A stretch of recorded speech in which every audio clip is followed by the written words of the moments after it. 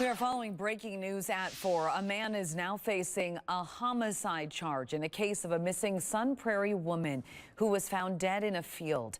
WMTV's Cameron Kelly joins us in the studio. Cameron, Gerson Blasno appeared in court today. That's right, Lee. And there was also an 11-page criminal complaint release detailing the relationship between him and the victim, Ingrid Valverde Ponce.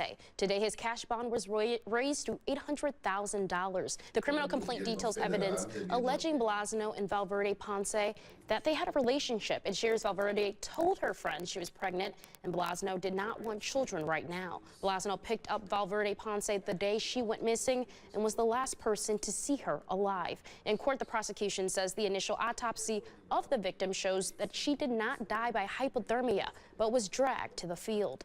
The prosecution says if she was pregnant, another homicide charge would be added. Right now, there is no conclusion on how Valverde Ponce died. Blasno is also facing a charge of hiding a corpse. A preliminary hearing for Blasno is scheduled for January 29th. Live in the studio, Cameron Kelly, WMTV 15 News.